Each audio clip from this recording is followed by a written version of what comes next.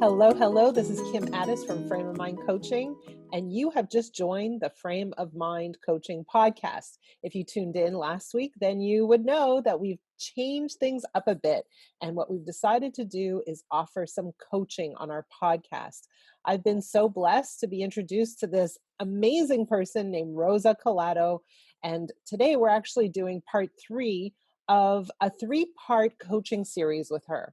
Last week, she talked a little bit about her personal life and her desire to find the right match for her, a man she could spend the rest of her life with, and someone she could have kids with. Well, when we spoke to her, I actually gave her a journaling assignment. And before I share it with you, I just want to bring Rosa back. Rosa, welcome back. Thank you for having me, Kim. I'm so excited to see what this journey is going to take us today. So before I read everybody your journal, because I gave you an assignment and I'll share the assignment, our conversation kind of, I think, ruffled a few feathers. How did things sit with you ever since then? It's set pretty well. It brought a lot of things to my awareness, which is great. And just to be aware that I've been attracting what I don't want because I've been so focused on that. So it's said well and very nerve-wracking, I guess, because just knowing that that's what I've been focusing on, and now to really understand, like, okay, so what should I focus on and what is it that I really want is where I'm going through. And that's a little bit of a challenge because it's so easy to focus on what we don't want for me. Exactly. So I gave you an assignment last week, and the assignment was to write a journaling paragraph or so. And the question I gave you was, what do you believe to be true about a relationship? Now, you wrote quite a bit, and I'm not going to read the whole entire thing. I'm going to read the beginning. Is that cool with you? I'm going to share with people what you wrote, and then we're going to discuss it. Okay, Is that yeah, okay? good. Okay, great. Okay, so here it goes. I believe that it requires for me to stop doing what I'm doing. No freedom. It requires time. Men might just want to have sex. I have to give a piece of me. The guy might just want to take advantage of me. The guy might want to share my money. A man is what I need. It can be hurtful. It requires time, which can be a waste of time spent with the wrong one. The right man will help you grow together, sacrifice time. So I'm going to stop there. So I read it to you. What do you see? What do you hear in these words? A lot of time. It seems like time for me is a big thing. It's what I keep coming up to me and feeling like I won't have that freedom and feeling like I'm going to be taken advantage of. Yeah, what it sounds like is that being in a relationship is costly. Yes. It costs money, it costs time, it costs attention, it costs vulnerability, and it costs the possibility of uh, what you said, exactly that, being taken advantage of. And Hmm. so, why would anybody want to be in a relationship if if it's such an expensive proposition, Absolutely. It's right? more negative than positive. Well, it sounds like being in a relationship is a loss. It's not a gain, Right. right? And so, can being in a relationship take time? Sure. Can you be in a situation where someone might take advantage of you? Yes. But we're not going to attract that anymore. Okay. So, and what happens is if your view of relationships entails loss and cost, it would be in your very nature to literally put up a barrier, Right. right? So, even if there's a good one waiting for you, right, you're not even going to be open to that idea because your mind is already set to experience the expense rather than the gain. Does that make sense? Absolutely. So, why would I want to invest anything in something that's just going to cause me to feel bad? Mm. That makes a lot of sense where I have that inner battle too. It's like I want it, but I don't want it. Right. And so, one of the things that you have to start to think about is, so under what conditions could it just be good? Under what conditions could this time I spend be amazing time? Be fulfilling and fun and loving, right? So it's not a waste of time. It's actually the kind of time that enriches my life, Mm. that fills me up, that feels good, that adds to my life rather than taking away. Hmm. So you're asking me what under what condition for me will feel that way, huh? I mean, it will be in a place where I believe the condition will be where we're both in agreement that it's like, hey, we're testing this out and we're seeing where it can comes in, maybe more of a friendship to start with versus something that it's automatically like, okay, this is the one. So talk to me more about that. So what's the scary part about moving into a romantic relationship at a faster rate? The fear for me is like, what if, it takes time for you to really know the person. So my fear is like, what if I rush into this and now I am not it's funny I'm even saying that. Like, what if there's somebody else that's better and here I am committing just to one person, right? And they might not be the one because I'm still getting to know who they are. Right. So you're going in saying, yeah, I'm not sure. So Yeah. what if there's something better? Right. And so what you're really saying is, I'm going to spend time with you, but I'm only going to put like one half of me into this exploration, and I'm never going to give you my whole self. I'm Yes. always going to reserve a part of me for something else, something better. Right.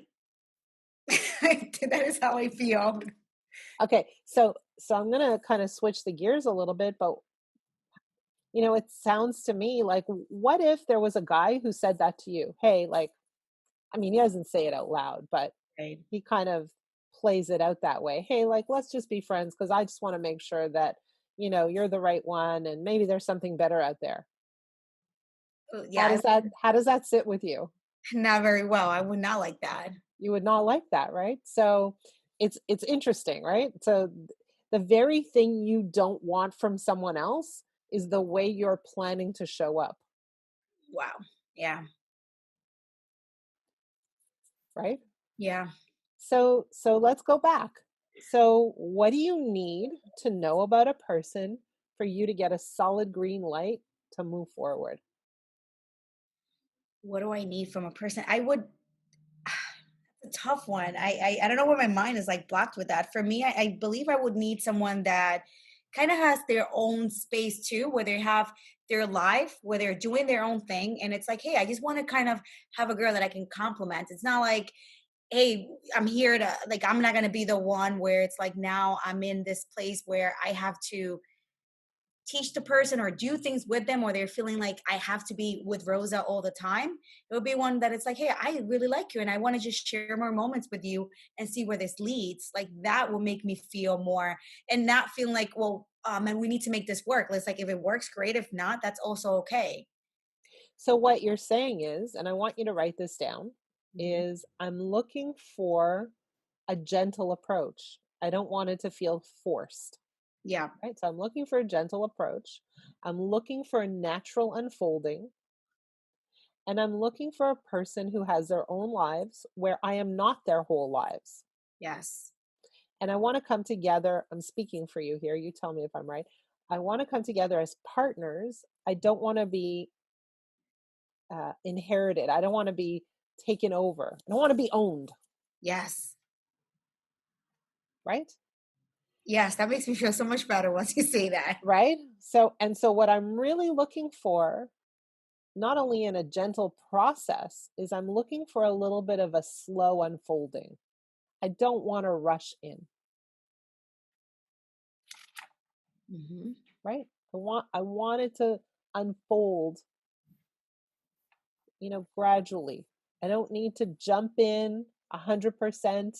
I like to go 5%, 10%, 15%, and gradually get deeper and more involved and more committed with time. Yes. That's exactly how yeah, now that you cleared it that way, yeah, that makes me feel so much more smooth and easy than the other way where it's like I just didn't want to get into it, but this is what I'm looking for.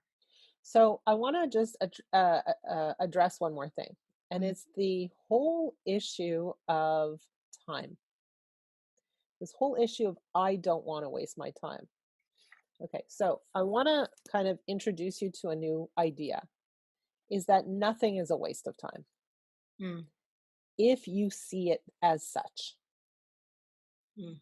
Okay, so what does that mean? It means that every single person you encounter has something for you, has something to teach you, has something to share with you, has a possible moment of enjoyment, laughter, pleasure. Every person, whether it's, a guy who lives on the street or the president of the biggest company in the world, right? It doesn't really matter. Every person has something specifically for you to take away. If and only if you're willing to see it that way. That's really interesting because I don't see it that way. But now that you're bringing it that way, if I can start thinking, hey, what am I going to learn from here? What is he supposed to teach me? And what moments am I going to enjoy here? I think that would definitely change my perspective because yesterday I went and met someone and it was like, oh, this is going to be a waste of time. And then I ended up leaving like, what a waste of time. And I beat myself up because I'm like, I just wasted time. Okay, so let's go back. Okay, so it's not only what can I learn from this, right? But what can I learn about myself? Who am Mm, I being in this moment? Am I being impatient? Am I being judgmental? Am I being, uninterested? Who am I being in this interaction? And do I like who I'm being? Even if this person isn't the right fit for me, am I being my best self here? So that's one question. The other question is, what feelings and emotions is this interaction triggering in me? And where does that come from? So, what beliefs do I have about this experience? Right. So, when you walk away and you say, I just wasted my time, what I want you to start to think about is this concept of contrast. You can write that down too, contrast. So, contrast happens when you have an experience that you really don't like. You're like, mhm. man, that's not a guy for me. Here are all the reasons why he's not the right guy for me. But you know what? That helps me really get clear about what I'd rather have, what I'm really looking for. So I remember I dated a guy many years ago and I went to his house and his house was like, oh my God, so dirty, so dirty. And I walked away going, there's no way. Like, I need a guy who has a sense of cleanliness. And I never even thought that was an issue in my life, but it's a real issue in my life. Right. So I'm like, this is a need to have for me. But I didn't know it was a need to have until I walked into that dirty house. Right. And Yeah. so what it helped me understand was more what I was looking for. Does that make That's sense? that makes a lot of sense. It makes a lot of sense. Even the second one, like what feelings and emotions triggered me. And then you saying going back to when I was trying to go back and understand what is it or how the second one, I really think that for me is super helpful. So what emotions are triggered in me by this experience? And what beliefs do I have that are triggering these emotions? Mm, So when you say to yourself that was a waste of time, you believe that your time is limited and that this experience has absolutely zero to offer you. hmm. But your ability to extract from any experience is in your control, right? Yeah. So, for example, you can go see a movie, right? Unrelated to a guy. You can go see a movie and go, wow, that was a waste of time. Or you can go to a movie and say, okay, so I learned that I prefer these other movies instead. So I don't like horror movies, I like romance instead. Great, I learned something about that. Or I realized that maybe these movies aren't the best, but I really enjoyed my time going to the movie with my friend over here, Mm, right? So, or there's a message in the movie that you can take away and apply. So the way you show up to every experience is dependent on you. I love that.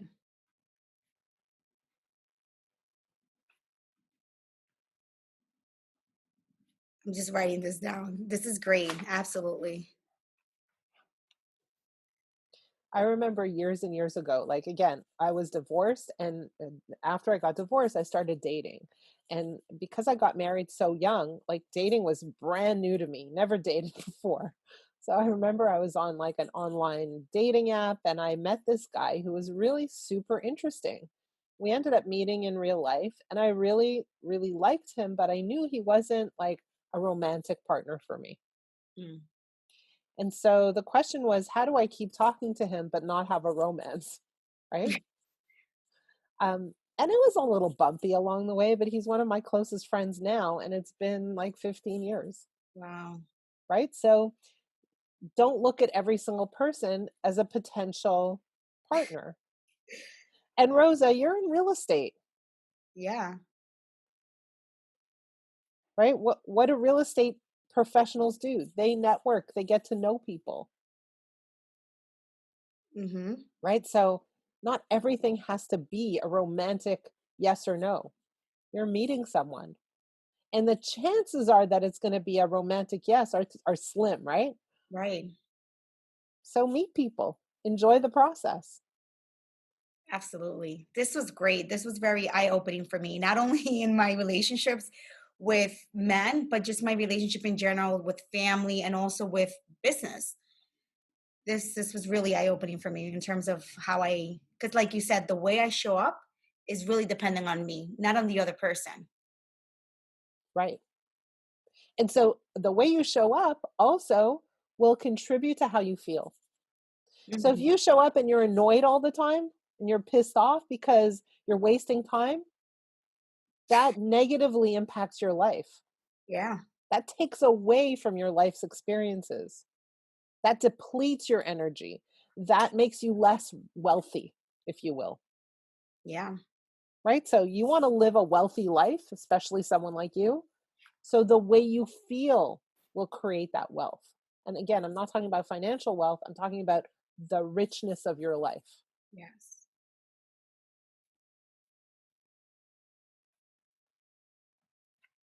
Wow. This is great. So, Rosa, I just want to say thank you again for spending this time with me. You've opened me up to a whole new podcasting possibility. I love this. It's so amazing. And I am so like blown away by your willingness to be open and vulnerable here. So I can't thank you enough. It's been an absolute honor having you on this podcast and going this far with you. And I can't wait to see what life brings us both together. I want to just say thank you, Kim. I really appreciate you, and I keep getting amazed how quickly you're able to just get things out of me, and there's just so much awareness I have because of you. So I am so grateful for you, and I'm excited. I've actually have spoken to one of your coaches, so we'll see where it takes us. Again, I didn't know what this was going to lead to, but I've gained so much wisdom from inside because of our conversation. So thank you. You're going to have the best time of your life. You're working with Dave. He's an amazing coach. You're in incredible hands. And I cannot wait to talk to you after you're done because you're going to come back and go, holy crap, that was incredible. Thank you. One more thing, how do people find you? Again, if you guys are looking to do real estate, buy or sell real estate anywhere in the world, you guys can reach to me by calling me at 917-833-0582. Or you can follow me on social media. Just find Rosa M. Collado. And on Instagram, it's Rosa Motivated. Thank you guys. Thank you, Kim. Thank you, Rosa. Until we speak again. Until then. And by the way, if anybody is interested in having a coaching session on this podcast, reach me. Send me an email. It's kim@frameofmindcoaching.com. We're definitely looking for more people who are willing to get coached on the podcast. See you later.